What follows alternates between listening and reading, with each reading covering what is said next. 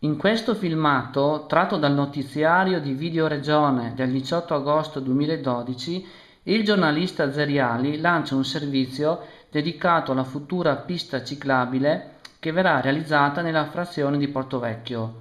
A parlarci di quest'opera, promessa ancora durante le scorse elezioni comunali, è Cristian Moro, consigliere comunale appartenente alla maggioranza e residente in questa frazione. Cristian Moro, consigliere comunale di Portogruaro, siamo qui a Portovecchio. Portovecchio cambierà volto da ottobre in poi, ci saranno dei lavori importanti, verrà creata una nuova pista ciclabile. Sì, finalmente sembra che sia la volta buona per la realizzazione della pista ciclabile Portovecchio-Portogruaro.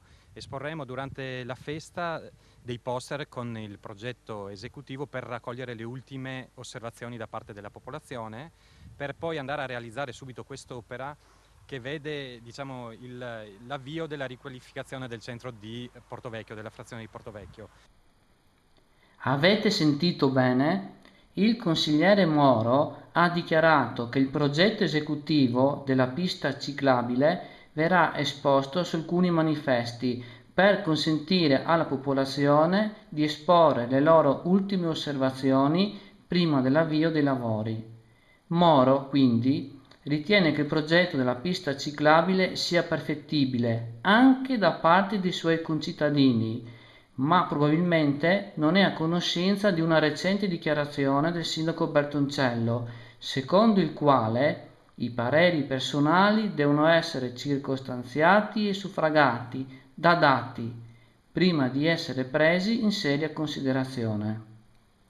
Lo aveva scritto il sindaco in risposta ad un articolo apparso sul blog portogruaro.veneto.it, dove erano state fatte 4 proposte per migliorare la viabilità della stretta via Castillon. Una domanda allora nasce spontanea: quali dati un cittadino qualunque è in grado di presentare all'amministrazione comunale per supportare e circostanziare il proprio parere personale?